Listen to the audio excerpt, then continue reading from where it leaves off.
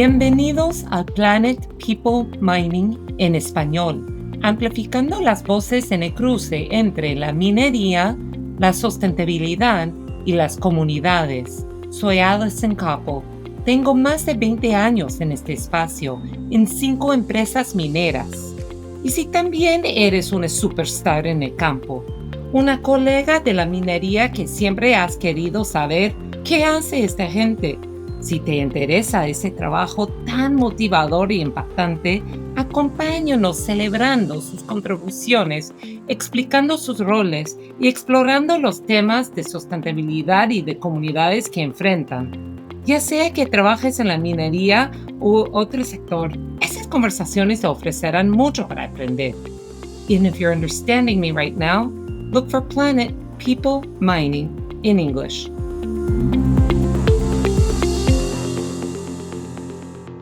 Episodio 3. El escuchar. El secreto de catalizar el desarrollo económico local a través de la gran minería. Hoy converso con Ramón Ponce, socio fundador de la empresa Recursos SAC, una consultora con más de 30 años brindando servicios a las pequeñas y medianas empresas en 11 países de América Latina y en gran parte en colaboración con empresas mineras importantes, tales como Anglo American, Altamina y Newmont, además de las agencias de cooperación, tales como USAID. Hablamos sobre su pasión por siempre estar aprendiendo y insistiendo siempre en escuchar al emprendedor, tratándole nunca como un caso de caridad, pero como el gran empresario que es, valorando el capital de su tiempo y la interdependencia entre la micro, pequeña y mediana empresa para fomentar toda la cadena de valor de una minera y la economía local. Sigue siendo un gran mentor mío y una vez más aprendí mucho en mi conversación con él. Bienvenidos al episodio, Ramón. Qué gusto tenerte acá. ¿Cómo estás? Muy bien, muy contento, Alison, de conversar contigo después de tanto tiempo. Después de tanto tiempo, pero bueno, primero yo te conozco creo, te conocí en el año 2006, cuando recién empecé mi carrera minera. Pero para que los demás te conocen, cuéntanos un poco más sobre ti, más allá de lo que dice tu biografía. ¿Cuáles han sido los momentos más importantes en tu vida y carrera hasta ahora? Bueno, mira, en realidad, mi carrera me gradué de economista, después, una maestría en educación.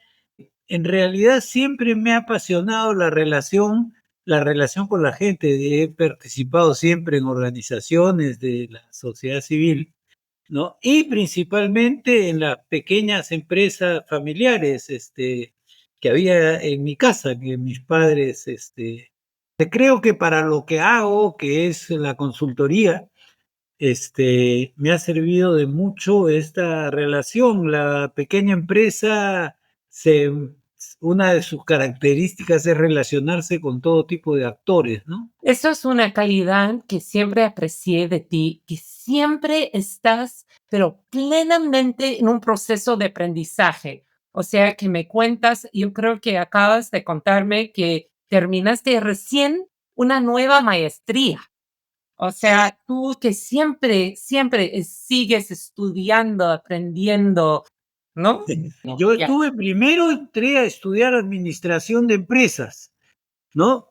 Pero no me duró mucho porque de ahí me pasé a economía, ¿no? Estas empresas primeras, yo recuerdo mucho, por ejemplo, un amigo de mi papá que era dueño de la librería de Barranco, donde nací, don Antonio Chocano, que estamos hablando, pues, hace muchísimos años, y él hablaba con mi padre y le decía, mira, ahora pagas por botar la basura, algún día no se va a tomar como basura, sino cosas que se tienen que reciclar. Y muchos años después vino ese asunto, ¿no? Gente que estaba buscando qué cosas nuevas hay que hacer, en fin, ¿no? Y eso se daba en los diferentes espacios.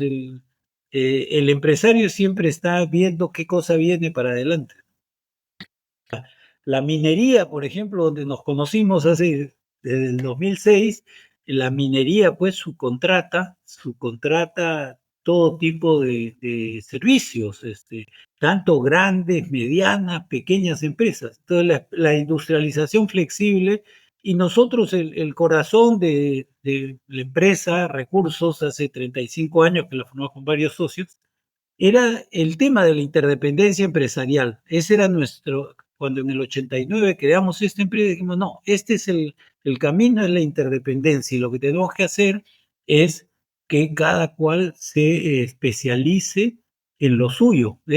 Y después, primero en la minería, después en la industria de la construcción, en agroindustria, entramos con este tema de la interdependencia empresarial, a apoyar pequeñas empresas a que se relacionen con medianas, con grandes, y eso baja los costos de la transferencia tecnológica, permite también los niveles de cumplimiento y compromisos que exige la gran empresa, obligan a tecnificarse, obligan a entrar en procesos de mejora continua, ¿no? Voy a retroceder un poco y contar cómo yo te conocí y conocí a tu empresa para reflejar sobre lo que acabas de describirnos. Tú y Recursos SAC, la empresa que iniciaste hace más de 30 años, buscó, como acabas de decir, de fomentar en una economía local la interdependencia de las empresas, ¿no? Y esto es muy poderoso, porque, bueno, yo te conozco porque estuve en el sector minero y hay que reconocer que Recursos SAC ha apoyado mucho el sector minero, ¿cierto? En el Perú, a acompañar el sector minero a fomentar este desarrollo económico local. Porque, ¿qué suele pasar en el sector minero? ¿No? Llega esa empresa grande, hay muchas veces empresas pequeñas, micros, ni siquiera empresas, deseos económicos, digo, y mucha presión de que esa empresa minera no va a fácilmente no resolver o impulsar un desarrollo económico. Y lo que tú ves es que no es tan sencillo, pero sí es factible. No es tan sencillo que regalas, digamos, dinero y que hay un proceso de desarrollo sostenible. No, tú veas de manera muy estructurada cuál es el sistema de las microempresas. ¿Qué, ¿Quiénes son los clientes de las microempresas? Muchas veces las pequeñas empresas. ¿Y quiénes son los clientes de las pequeñas empresas? Las medianas empresas. Y de fomentar toda esa cadena de valor, lo que hablamos de la cadena de valor y realmente de verlo punto a punto, ahí estás desarrollando la economía local. Voy a adelantarme en un ejemplo y luego retroceder al inicio. De adelantarme, lo que más me sorprendió, no sorprendió, lo que más esperaba y de verdad cumplimos juntos en la región de Ancash, en el Perú, era que trabajamos, por ejemplo, con productores de palta, de aguacates. Y en esos productores estaban esperando vender sus paltas a la mina, ¿no? Y resultó que los clientes más apropiados no eran la mina, que necesitaba una cantidad gigante todos los días de palta, pero que un pequeño hotel en la ciudad de Huaraz. Y que este abastecimiento de ese hotel era más que suficiente para esos productores de paltas locales. Y pongo ese ejemplo porque demuestra que muchas veces estamos viendo que solo va a solucionarse en que la mina mismo sea la entidad que es la solución de todo y que no fue la presencia de nuestro proyecto, del trabajo que hicimos juntos para vincular una microempresa, digamos pensando el productor como una microempresa, al pequeño empresa, al hotel. Y, y este ejemplo es lo que más me enseñó de ese trabajo de necesitar fomentar la cadena. Bueno, dije que iba a decir cómo nos conocimos. Fue en el año 2006. Un colega de Antamina me presentó a ti y fuimos juntos a Cajamarca, Perú, para ver el trabajo que ya estabas haciendo con los microempresarios, con los pequeños empresarios, con los medianos empresarios en la ciudad de Cajamarca. Y me dije, eso es, porque al toque yo noté que tú tenías otro estilo de, honestamente, mucho de lo típico de trabajo social, que es, bueno, voy a escribir un cheque, voy a dar una capacitación y que todos van a quedarse desarrollados.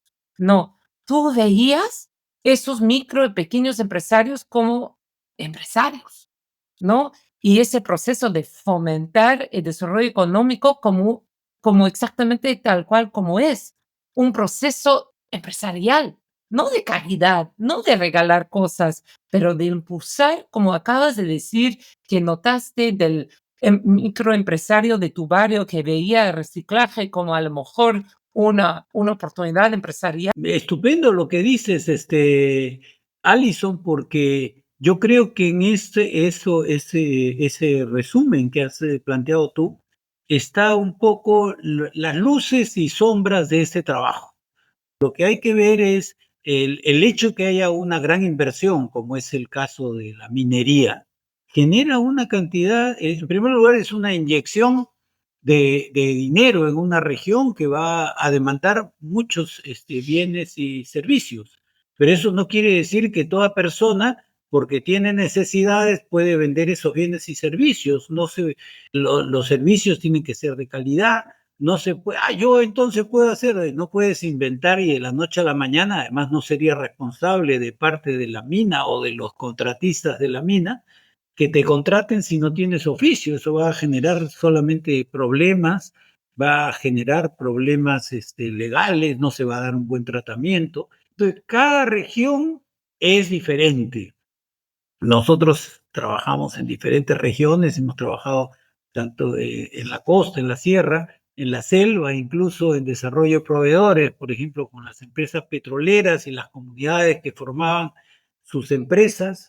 Entonces se hace avanzar, no es que de la noche a la mañana formas una empresa y esa empresa le da trabajo, pues puede ser, puede, puede no ser responsable. Entonces tiene que ver en todos los casos cuál es el estado de las empresas y son procesos, pero en general es igual, como a veces hay obras del Estado, y entonces dicen, ya, yo quiero hacer eso, y perdón, pero para hacer una carretera tienes que haber, el Estado no puede contratar a alguien que por primera vez va a contratar una carretera, entonces tiene que relacionarse con empresas que ya tengan oficio y ahí pueden entrar las empresas locales y se van desarrollando. Y ese es el proceso de desarrollo económico en cualquier lugar del mundo.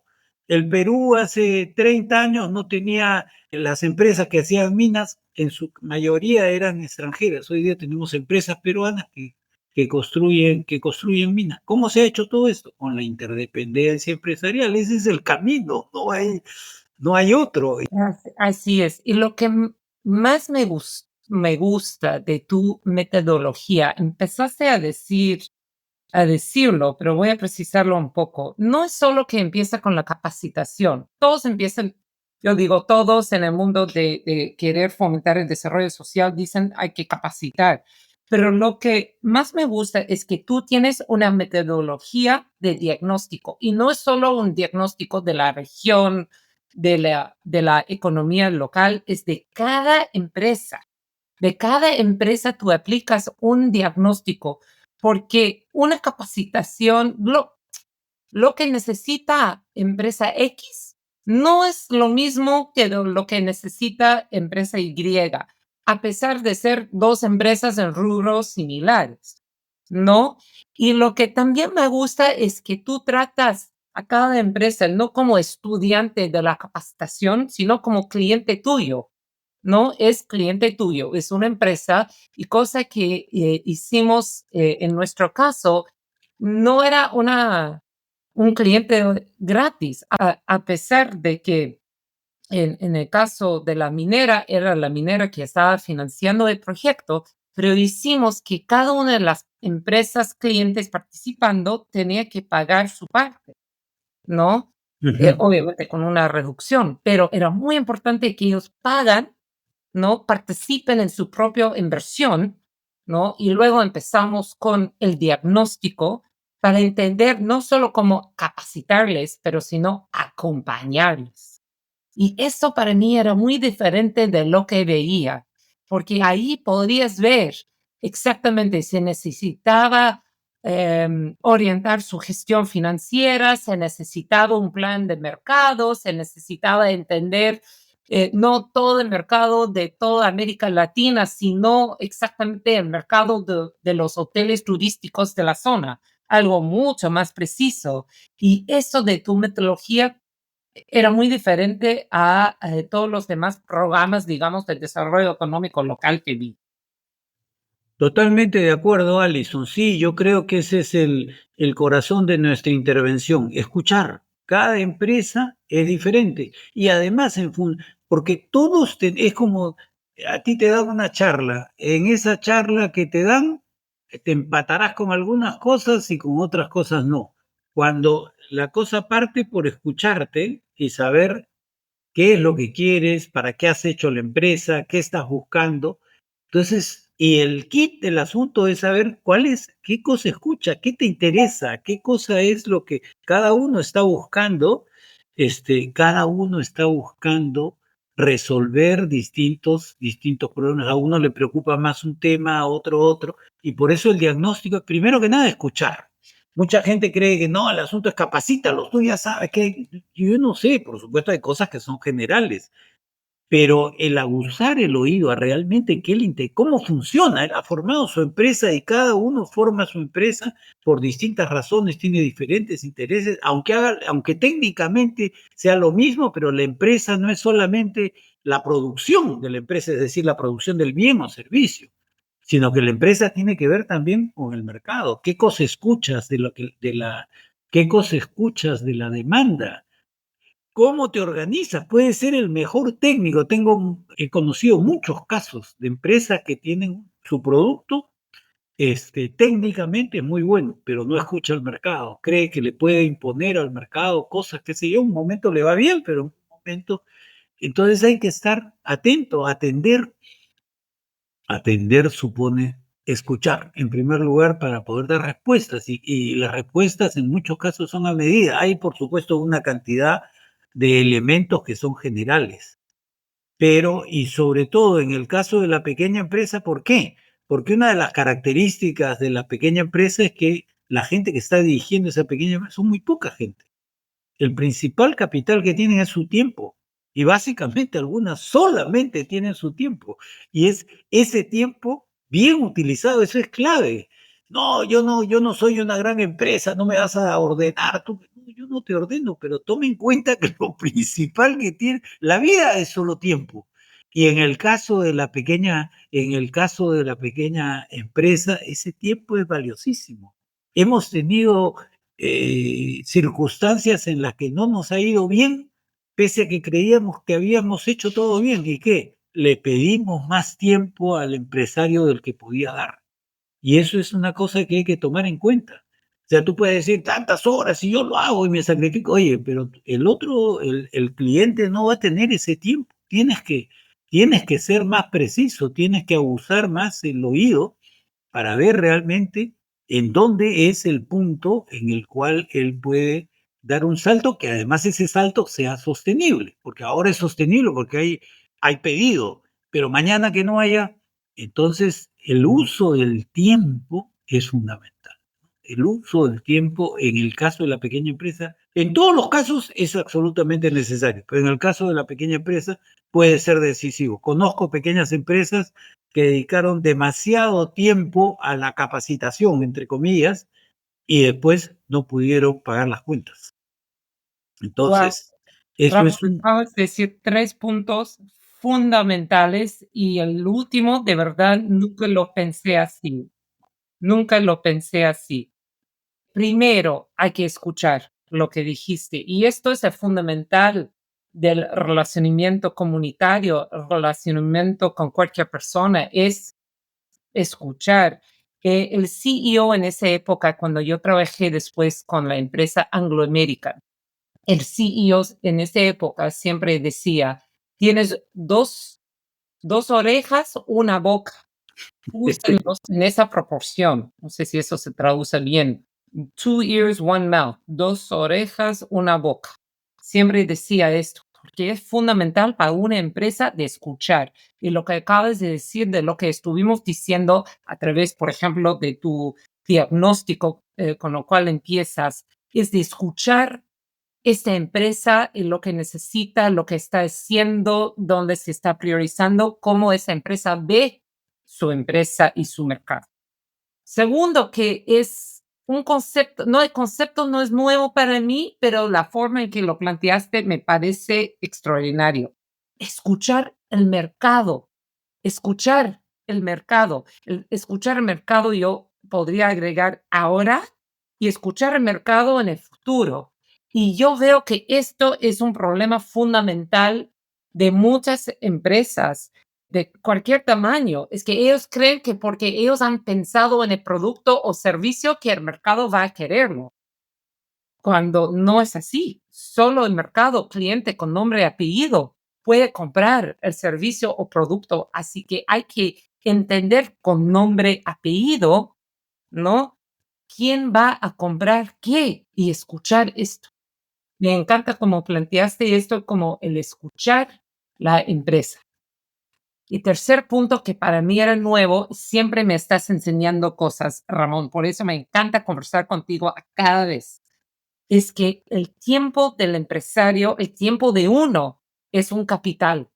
Y cuando tú eres una pequeña empresa, una empresa con bajos recursos económicos, digamos, tu capital es el tiempo. Y es un capital muy importante. Y como acabas de también decir, el capital de tiempo de tu cliente, que tu cliente tampoco va a querer gastar mucho de su tiempo en entender el producto, en viajar a tal punto para comprar el producto, fin, en invertir su tiempo para acceder a tu producto. Pero el tiempo del empresario, muchas veces es cierto, la empresa minera grande yo diría, no aprecia siempre este capital desde el punto de vista del pequeño empresario. No creen que, claro, van a querer participar en esa capacitación porque son pobres, que no tienen recursos económicos, no tienen nada. Eso no es cierto. Tiene su tiempo y ese tiempo, este capital, es tan importante como esa empresa grande ve el dinero. Así que otra vez me estás enseñando cosas, Ramón, y me fascina.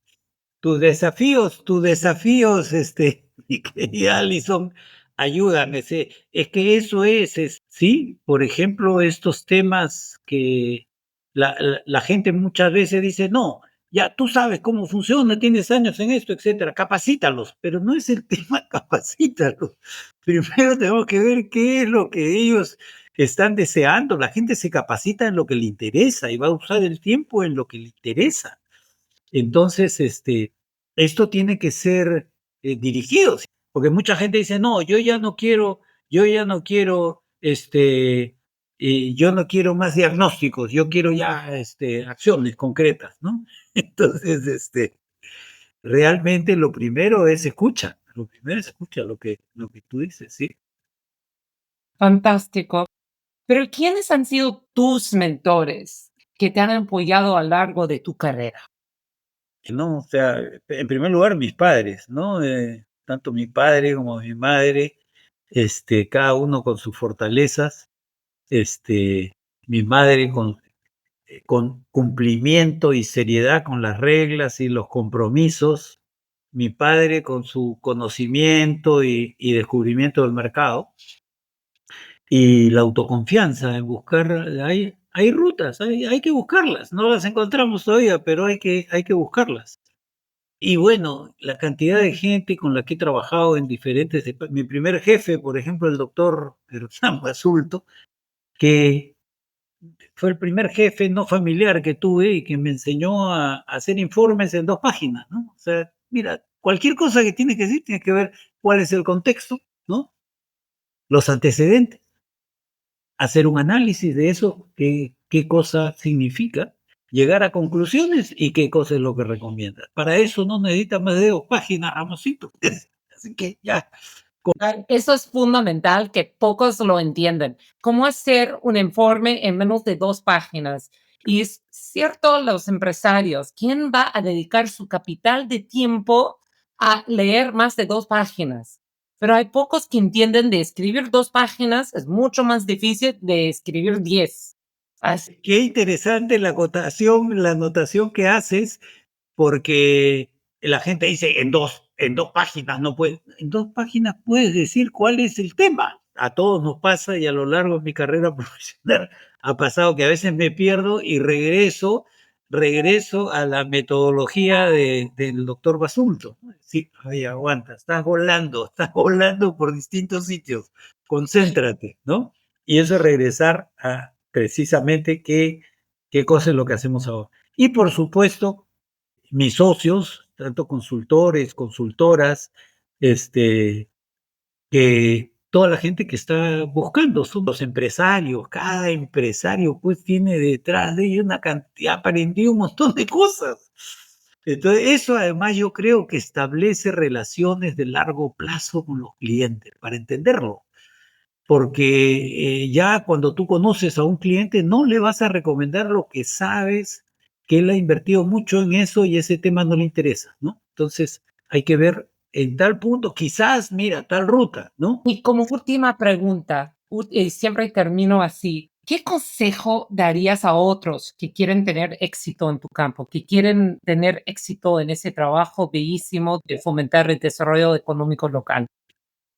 Ah, bueno, ya lo he dicho en primer lugar, escuchar, ¿no? Creo que hay que volverse un experto en el área de escuchar. Esto que tú decías, de ese jefe tuyo que te decía, tenemos 2 orejas y una boca, ¿no?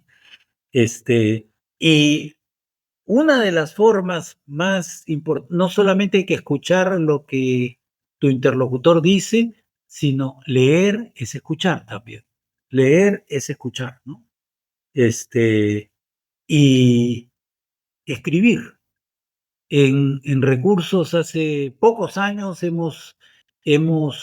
aunque claro, cada uno escribía sus documentos, pero ahora, por ejemplo, escribir en 2 páginas como máximo artículos y ahora los tenemos en la página web de recursos, que es que los consultores se expresen sobre los diferentes temas que trabajan. Los ayuda a precisar, los ayuda también a ver los temas que se tratan y es sumamente importante este proceso de escuchar, estudiar, ¿no? Escribir y volver a escuchar, porque lógicamente alrededor de eso hay temas que uno no vio y lo ve otro, etcétera. Yo creo que el tema de la digitalización, los blogs, ¿no? Los blogs ayudan mucho a pensar y bueno, en eso Marvin Bower, que se retiró a los 91 años. Cuando yo estaba en la universidad, él escribió un libro que se llamó Will to Management, ¿no? La voluntad de gestionar, la voluntad de dirigir. Pero antes de retirarse, el año 91 o 93, escribió un segundo libro sobre el tema. Ya no era Will to Management, sino era Will to Lead. La voluntad de liderar. Dice, yo he aprendido, un libro maravilloso que les recomiendo, que es, yo he aprendido que el tema fundamental es la voluntad de liderar, es empoderar a la gente, ¿no? O sea, lo que sabes, lo que haces, escríbelo, ¿no? Y vas a recibir más aportes y sobre todo el tema de empoderar, ¿no? En las consultoras tenemos que trabajar en empoderar a nuestro personal, nos empodera a nosotros, ¿no? Empodera a todos y te obliga, eso es diálogo y eso es debate y eso es encontrar mejores formas. Todos tienen algo que enseñarnos, ¿no? Claro. Y por supuesto estamos, el aprender, el que quiera entrar en consultoría tiene que estar dispuesto a escuchar, aprender, poner sus ideas en blanco y negro y seguir escuchando. Claro, y lo que también me encanta de lo que acabas de decir, Ramón, es que la relación con un cliente es de largo plazo. Así que ha sido un gran gusto mantener esa relación contigo después de casi 20 años y gracias por acompañarnos en este podcast. Hasta luego, Ramón. Gracias por tu generosidad, Alison. Gracias por ser parte de nuestra audiencia y apoyar nuestro podcast. Suscríbanse, por favor. Dejen una reseña de 5 estrellas y hasta la próxima.